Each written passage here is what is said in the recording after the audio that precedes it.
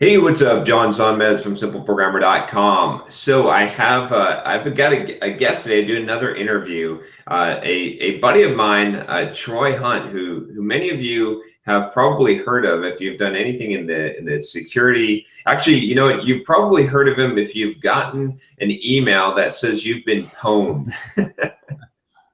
I sometimes I don't like to get those emails. I'm like, oh, again, really? Dropbox? Come on. and but Troy has been someone who's definitely created a career, like a specialty for himself. And I thought that just, he's an example of phenomenal success in really picking a niche and marketing himself and doing all the kind of things that I talk about so much here, probably even more so than me, right? He's probably well past me, which is great. I love that. That's awesome. And so I thought I'd just bring him on so that you guys can talk to, or not talk to, but I guess hear what Troy has to say about how he's sort of done this, and maybe he can give you some tips on his career and stuff. So anyway, thanks for joining me, Troy, and welcome. Yeah, hey, thanks, mate, for having me. And I don't know if I've surpassed you. I think we have nice complementary kind of trajectories, actually, and it's kind of good to be able to look at someone else doing similar sort of things and sort of carving out their niche. So yeah, hey, well done to you as well. Oh yeah, no, yeah. I didn't mean to put you on the spot there, but you've definitely surpassed me in website visits. I think like your blog has definitely shot up there. I think you're talking about. I saw that you're doing like 1 million page views a month or so. There's all these sort of different metrics that you can use. So my blog, in fact, I was just sending some details on. I think it had 864,000 unique users in the last month. So there's about 1.2 page views per user. But, like that's gone well. You mentioned, have I been pwned before? I'm going to publish something tomorrow, actually. So I'll probably be out around this time, I guess. I had 68 million requests in a day the other day for that. Oh my God. When you own a Russian botnet, you can make 68 million requests pretty easily. So that it's not quite 68 million people. But it's really, really interesting to have to sort of deal with problems at a scale that I never really thought about before. Yeah. Yeah, that's awesome. Yeah, it's I think it's kind of interesting. It's been fun to watch you, as we talked, I think right before you left your corporate job and went the pro site full time. And it's just been amazing to see like your pictures on Facebook and just like all the different conferences you've been speaking at, keynoting, and off. How are you? Yeah. Hey, John, I think I'm losing you. You good now? Oh, yeah, and maybe this phone connection. I am doing this interview from my Just phone. went that massive compression for a moment, and I've got a depixelated you. But if I'm good, I'll respond. Okay, yeah, go for it. What was the question? Because you cut out right as you said it. It's all right. So I was asking. I said it's been amazing. I think we talked last time, right before you left your corporate job and went full time on your own doing Pluralsight. And then it's been amazing to watch just as you've been, traveling all over the world, pictures on Facebook, the conferences that you've spoken at and keynoting and the workshops you've been putting on. What's that been like for you? Where do you even begin? So you and I caught up in Salt Lake City in March 2015, which was when I knew I was leaving my job, but before it had happened. And look, I'd sort of been thinking for a while, I needed to go out and do my own thing. And I had been reticent to do that because of all the sorts of concerns that someone would have, right, about leaving a stable career and going and doing your own thing. And it was getting sort of harder and harder for me to justify being there. And then they made it really easy, and they made a bunch of roles redundant, which is, if ever you get a redundancy, it is the best way in the world to leave a job, because they pay you to go somewhere else and do something that you actually really want to do. Yeah. So that they made that easy, and by paying redundancy, and I'd been there for 14 years, so they paid me quite a bit of money to go, which meant I had a lot of buffer if you like, to go and do other things. And I knew that I'd be able to go and do much better than what I've been doing, but it just sort of took a while to understand how much better and what that kind of trajectory would be. But look, yeah, we're on Facebook, so you see what I get up to. A lot of people who are on my public communication channels see what I get up to. So it's just been sort of, what are we at, about like 18 months or something now of traveling to events around the world, doing lots of workshops with companies, meeting huge numbers of people, having a bunch of sort of fortuitous circumstances that have made what I do just a really good time to do it. And I guess it's a bit of a combination of good luck and good management. Cool, awesome. So what would you say? I think one thing that's been clear to me is that you've picked out the security niche or niche, and you've run with it. And what was this something that you intentionally set out to do? Did you kind of put things out there and then see which things were sticking, and then this was the thing for you? Or what was your thinking behind that? It was a lot more organic than that, because my background is as a software developer, and I built software for the web, since the early days of the web, and the role that I had in my last job in Pfizer was as an architect, and it was this sort of amorphous term of architect, which means many different things. But I spent most of my time talking to other people. In fact, most of my time talking to vendors building software for us, and I started to blog about the things that I was seeing around things like bad security practices. And it wasn't all security. I still blog a lot of stuff even today that's software development related, and not at all to do with security. But that's just sort of the stuff that started to stick. And it wasn't a plan. It was just, this is what I want to do at the moment. There's the itch I want to scratch. And that's what started to really resonate with people. And I would say that the niche that I have today is probably even more narrow than just security. There's a lot of people doing security, but I've sort of found that spot between the security people and the development people, and they're really different people too, right? They're really different mindsets. A lot of them hate each other. I'll give you two. So I've found a bit of a spot there, and interestingly, I've copped some negative feedback over the years as well. Some of it I probably can't repeat on something that you're going to put on any sort of public forum. You haven't seen my YouTube channel. I've seen your YouTube channel, but I don't read the comments. I'm just saying you can say anything, but no, I get what you're saying though. Okay, no. Well, basically, some of them are assholes. But like this is the way, right? Every sort of facet of the community has that. And one of the things that surprised me is that, and they're very, very small numbers, but there are individuals, particularly within the dedicated security discipline, that feel like a lot of the time I'm dumbing it down. So I'm explaining things in a way that's too simplistic, or I've not gone hardcore enough, or other sort of variations of that. And I get negative feedback there, and I'm going, but I'm trying to talk to people that need it dumbed down. It's not that developers are stupid. It's just that they do something very different. They work in a different world. And if you don't deliver information in a way that's consumable to them, it just doesn't resonate, and they move on, and we have what we have today, which is lots of misunderstandings about security. So I'm sort of really conscious that I have quite a niche there between those two disciplines. Yeah, it's interesting.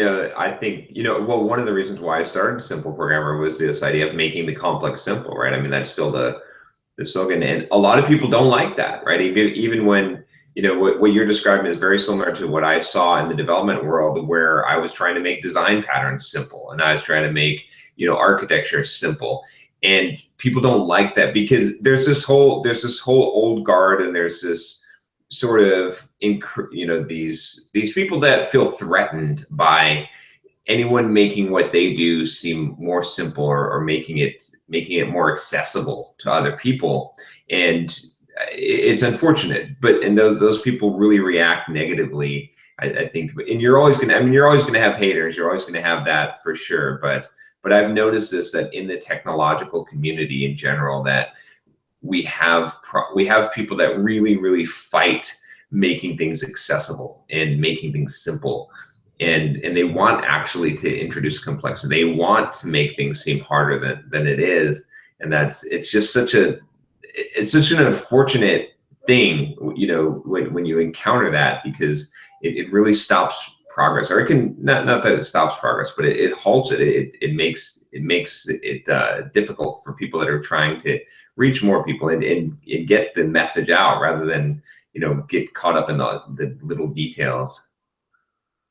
Yeah, well, I think that what happens a lot of the time is people miss the context of who you're delivering the message to. Mm-hmm. So, you know, in those sorts of cases, like you've mentioned, that there is, whether they be the old guard in terms of literally old, or they're just the folks that have got the more experience in certain disciplines, and they want to sort of jump straight to the way that they'd like to do things. And often that is just too big a leap for people. Like, you got to take them on this journey. Yeah. And I mean, you and I have done a lot of Pluralsight courses, and we know that a lot of the audience there is at the beginner level. You know, that's where the market is. And one of the interesting things I see going to conferences is I think people sort of lose track of the sight that those who are around you at these events, soaking up this information, are this really small fraction of the overall market.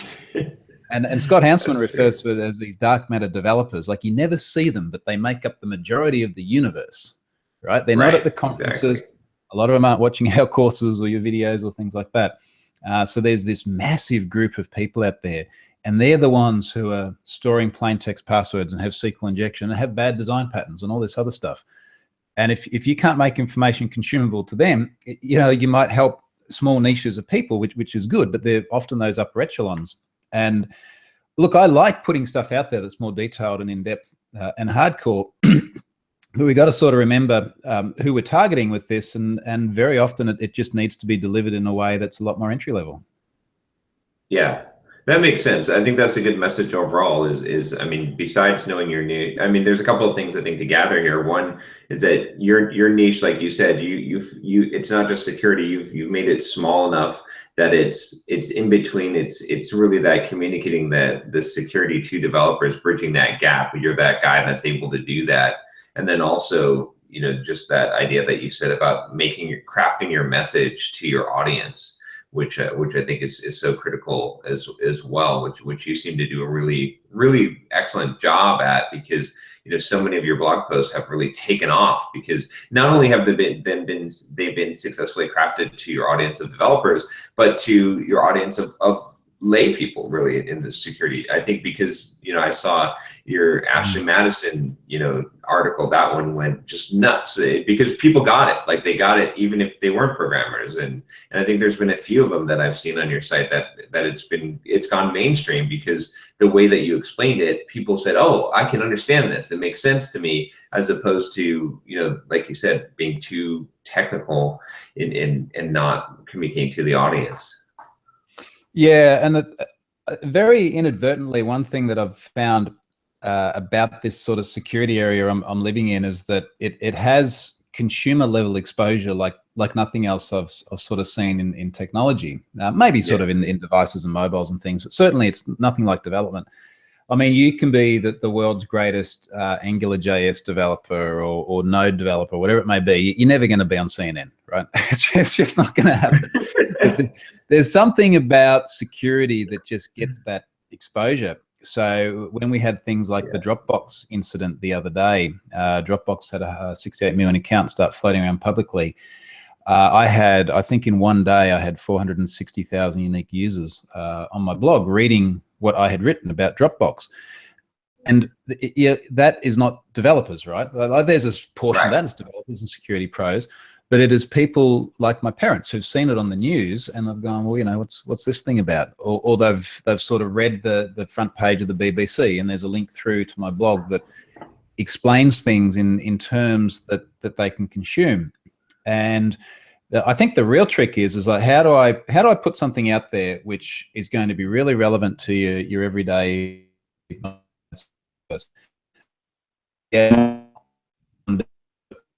insight from it. Right. So in that post, I've sort of got a combination of talking about when it happened, why do we only know about it now? As well as here was the hashing algorithm. Here's how I verified that my strong password from my password manager was the one that was actually in the breach, and broken it down like that. But that's a trick, right? It's always a bit of a balance. Yeah, yeah, and I mean, that was a great example. I feel like you crafted that beautifully, because when I went to the article, it's exactly like you said. It was enough. It was enough technical details to satisfy the security expert to say, oh yeah, yeah, that's legit. Like he definitely, he's got proof. But you didn't go so far. But then the rest of it was understandable and to anyone. Like, and it was a simple technical example, I think. So I think, I mean, that's probably the beauty too. Like, since you've been doing Pluralsight courses, you've been teaching, and you know how to teach, and that's how you do it.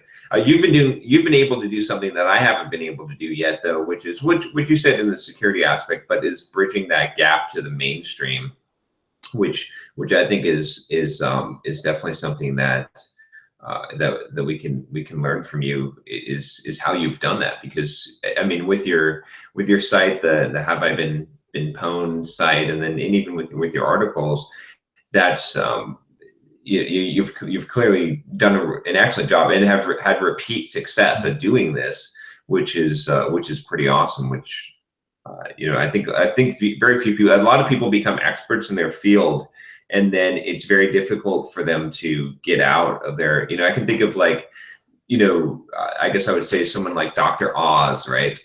Who, a medical doctor, right? Through Oprah, he's become a kind of a mainstream. People let, whether you like him or hate him, right?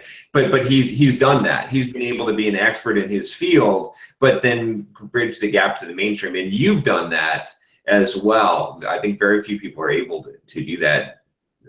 What would you say, like, is I don't know if we've already kind of hashed it a little bit, but well, I guess I'm curious, is that something that you were actively pursuing? Yeah, and look, I think Dr. Oz is actually a good example for a couple of reasons. And to be clear, I don't know much about the guy, and the context I normally read about him in is probably not the most ingratiating articles. But I think the paradigm of sort of how do you take something which is fairly sort of everyday and become the identity and the voice behind that is one thing. And look, for me, it wasn't a goal. It was an effect of what happened doing what I wanted to do. And, that happened by many ways. Obviously lots of writing, which gave me exposure. I was saying yes to basically everything as well for many years there. In fact, I had this sort of epiphany for a while just before I left my last job. I was like, I've just become yes man. Like, I've become Jim Carrey in that movie where I just go yes to everything, and it just seems kind of crazy, but stuff kind of works out. Now I did that for as long as I could. There's a lot of stuff I say no to now, but that made a really big difference. But the second thing, and maybe this relates to the Dr. Oz thing as well, is that I've just been really conscious of what is the image that I want to have, and this is not sort of like, how do I project some sort of facade or fake identity? It's how, as I become more public, how do I want to be perceived? And for me, it was very much about candor and directness and transparency. I'm pretty direct about things I don't like. I think I probably usually put it in a fairly diplomatic way. I don't want to end up at this situation where I'm perceived to be a shill for anyone's products. I'm a Microsoft regional director and MVP. I say what I don't like about Microsoft, Xbox, things like that. Like there's a lot of things there. I use an iPhone. It's just like, look, this is sort of who I am and what I do. And frankly, for the likes of Microsoft, and I'm on programs with the likes of Lenovo and others as well, that the directness and the candor, I think, is far more valuable to them. And I know that there are other people that are on some of these programs that either because the programs push them in this direction, or they feel inclined to over promote. Sometimes I look at it and I feel uncomfortable. I'm like, maybe just not hashtag that one, maybe just share what you like without it being a promotional activity. So have a think about the persona you want to portray. And I guess that's really different by individuals as well, different by cultures too. So we certainly, I think in Australia, we'd say, look, you've got to be, you've got to be fair income. If you're sort of trying to present too much of a veneer that's not yourself, that's not real well received.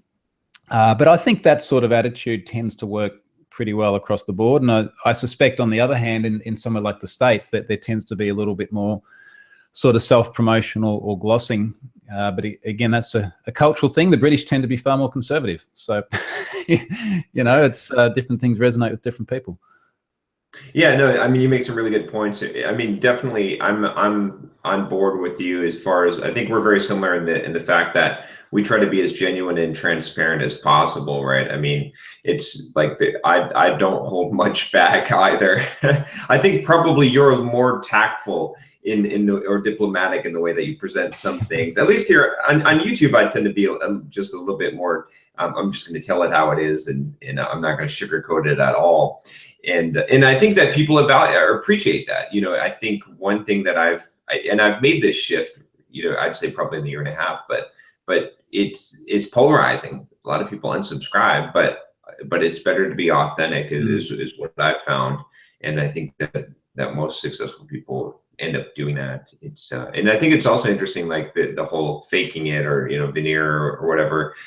I think both are true. I think it's both, it's the fact that, like, kind of what you said, like you're able to control your image. Like you have an image of what you want to be, but everyone can shape who they are. They can decide who they want to be, and you can still be genuine. You just get to choose who you want to be. It's just that you live the life that you've chosen, and I think that's pretty clear that you stand by that. You've kind of shaped your destiny, and now you're transparent with that, and I think that a lot of people appreciate that. So it's trust, like you said too. I think also that a brand, you're going to do much more. You're going to be more beneficial to a brand if they trust that you're just being objective, even if some of the things that you say are not pleasing. People are going to take what you say with more gravity if they know that you're always being transparent and genuine in what you say. So. That makes sense. I think you and I are on the same page there. There's particularly when there's sort of marketing pressure or promotional pressure. That's where I think that there's sort of the risk of going downhill. A few days ago, I did a blog saying I'm now taking sponsorship for my blog. I want to try and get rid of ads. I don't like ads. I'm going to let people sponsor it in a very sort of discreet way. And I had someone even today saying, look, we do sponsored tweets, like tweet once a day about our thing. And I went back to him and said, look, it's just, that doesn't sit well with me. Like I know that I could make money doing it, but that's not the identity that I want to be. And, there's been a number of cases like this where people want to give you products or things in return for reviews or other stuff like that, where, for me, that I'm just not comfortable with that. There are some cases where I do it when I'm genuinely like the product anyway. I mean, I do this with the Lenovo stuff because I've had them for 20 years, or had the ThinkPads for 20 years, and I genuinely like it. So I'm happy for them to send me stuff, and I'll talk about what I get. Exactly. But that's a very different proposition to someone coming along going, hey, here's this thing that you've never heard of, start talking nice things about it. I don't want to do that. Yeah. Yeah, I get a ton of those requests. Like, every week or so, there's someone new sending me, and it's like, you can send me the thing, and if I like it a lot, I'll do a review or I'll talk about it or something. But if I don't, I just won't even mention it at all. And that's just how I generally do it, so that it'll be authentic. But in half of them, I just turn down anyway, just because it's like, I don't really want a pair of glasses. No, I don't really want. But here's the trick. What if you try it and you don't like it? Do you say you don't like? Do you get on Twitter and you go, well, this was crap, or do you then feel compelled to hold back? Well, I've done that. I mean, okay, so I just did a Microsoft Surface book. I've got a Surface book, and I did a review on it. And I mean, Microsoft didn't give it to me or anything, but but then I did another review because I was constantly having problems with it. I'm still having problems with it. And I went back after a couple months of using it, and it's like I like it, but I also hate it. And it's just, I mean, that's just how I'm going to be, is like, and you know, and heck, I mean, I've got sponsors and stuff where it's like, you just like, okay, you got to kind of listen to my YouTube videos or podcasts and stuff. I'm not afraid to drop the F-bomb if I need to call out, you know, political correctness and social justice warriors. And so, you know, that's it. Like, that's part of the reason why you sponsor me, even though, you know, some of that stuff is there, is because that's the honest truth. Like, people are going to take my opinion as not biased, because I literally don't give a shit. Like, you know what I mean? Yeah. Like, I've, you know, I mean, you can know from the same perspective. Like, I've made my money. I do this because I want to contribute to the world, not because I don't have any, you know, I could just go live on the beach for the rest of my life. I'm here because I want to help people. So hey, we discussed this, but this is what you want to get. You want to go and get one of these. All right. Yes. This is have we just said, like, not be marketing shill? So this is my Lenovo P50. You got to get your own stickers. But it's this is a Xeon processor with 64 gigabytes of RAM, and I don't care that people say it's heavy. I mean, come on, like, really, how heavy is that? That's not that bad. Okay. There's a server that you carry around, so you know this is really good. And the other one, that's another one. And then you get one like this as well. So this is a Yoga 900. So when you really want that sort of lightweight thing, and that does the whole kind of magic tablet job, where you always get to here and you go, will it bend? You know, and it does, right? So it goes into a nice tablet. So, you know, to me, that's perfect, having a bit of a mix like that. And look, Lenovo sent me these. I've been pretty public about that, and I never would have gone out and bought one of these myself, because it's like a, you know, it's not a sort of chunky, heavy duty machine, but I actually really love it.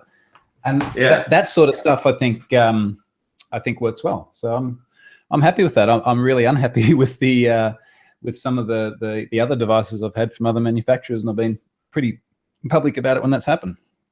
Yeah, no, I mean, that's how you got to be. I think that's it. You know, and then and then sponsors will give you money if they're gonna, in order for you to give your.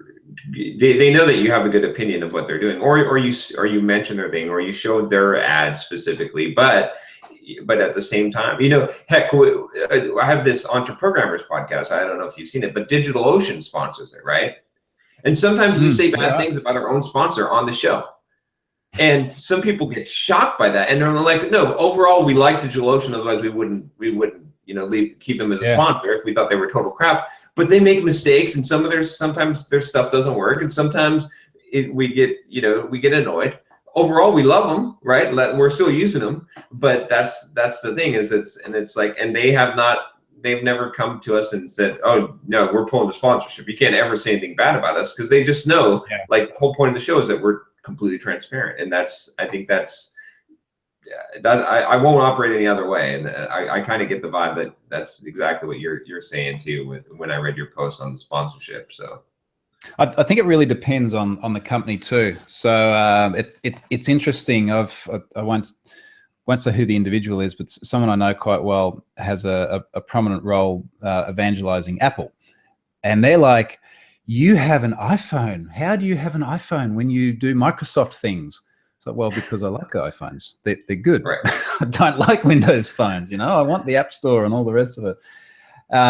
It's just interesting that a company like Apple sort of obviously manages its image just to the nth degree, to crazy levels, to the point where even those that are on their programs and are incentivized to promote it don't have that level of candor. And likewise, I mean, even the Lenovo thing, there's a bunch of people in these Lenovo Insiders programs and a lot of hashtagging of things.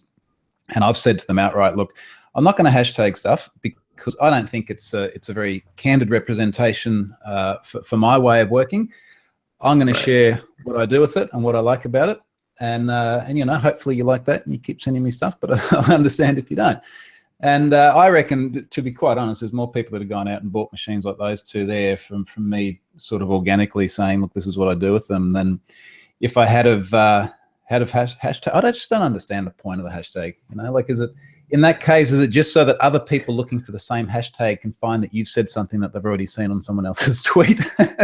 Where are we going with this?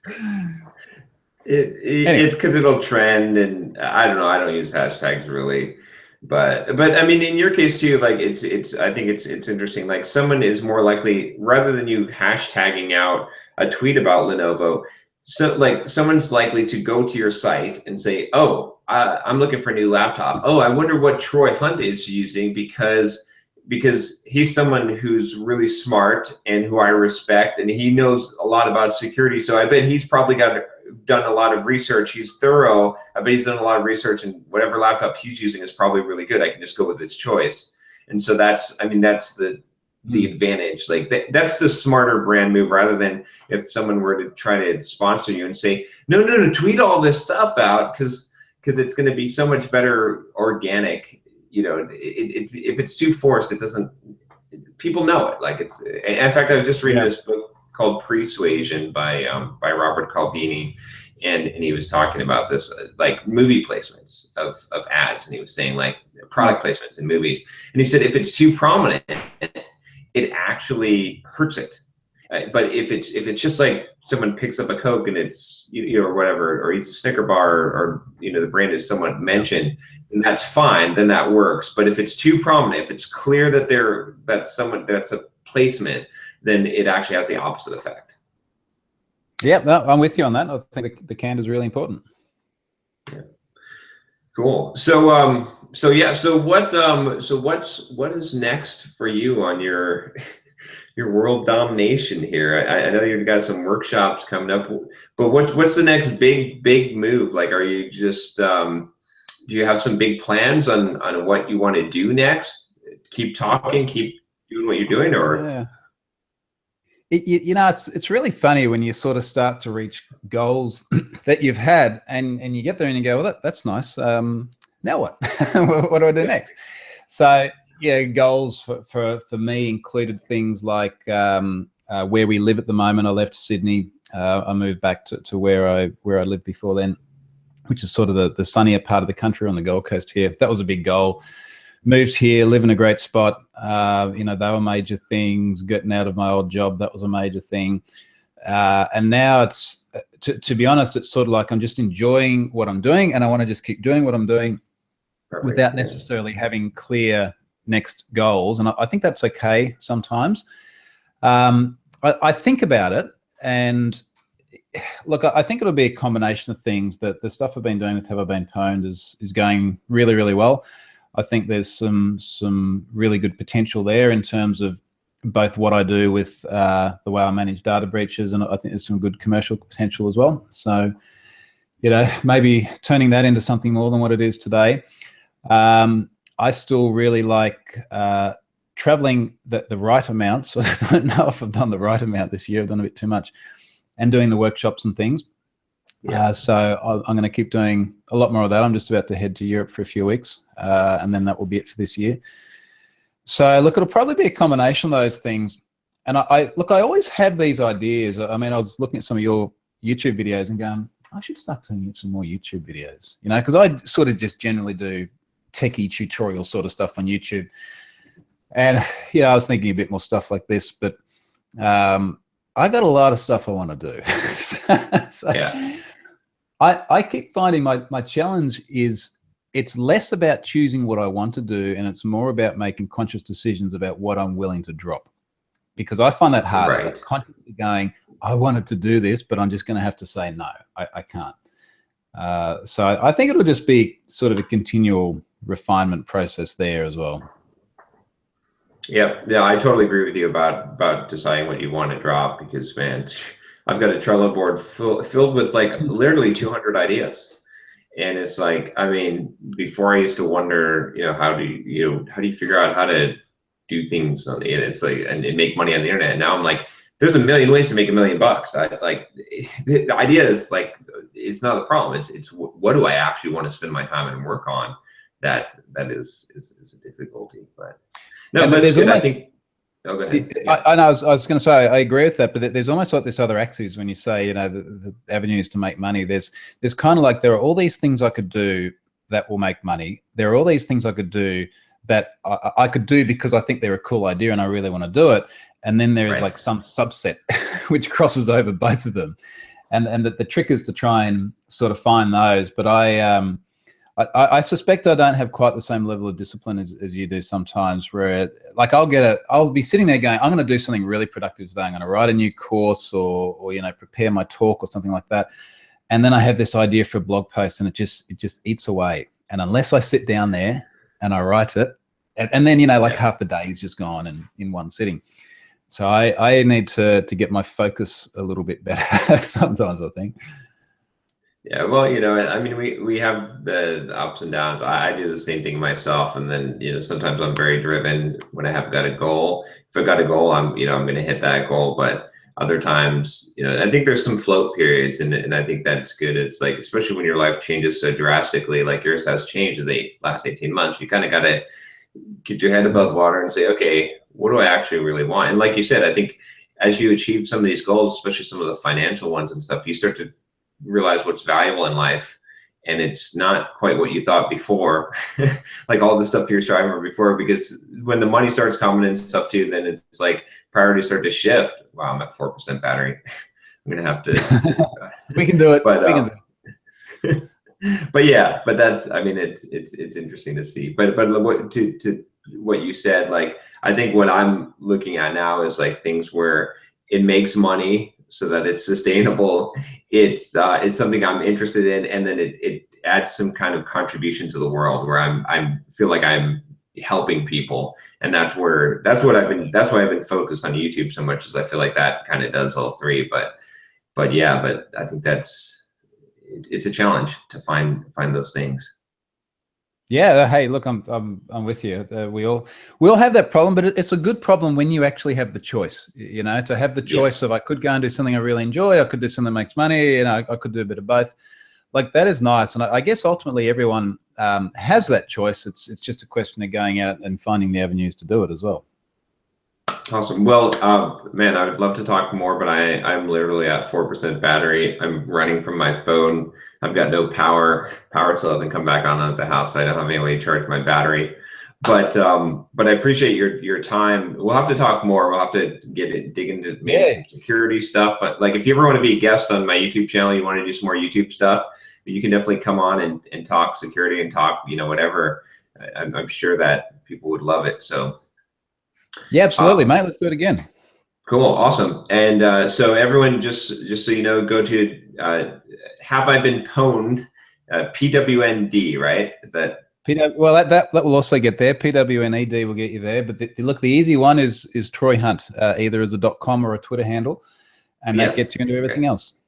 Okay, so troyhunt.com. Go to troyhunt.com. All right, cool. Awesome. All right. Well, hopefully we'll get to catch up in person sometime when we're at the same conference. So. Yeah, absolutely, mate. Sooner or later it will happen. We both get around a bit, so I look forward to it. Okay, and if you're in San Diego, look me up. I just moved to San Diego, so all right, we'll definitely get together if you come down here. So. Awesome. Thanks very much, mate. All right. Take care, Troy. See you, John.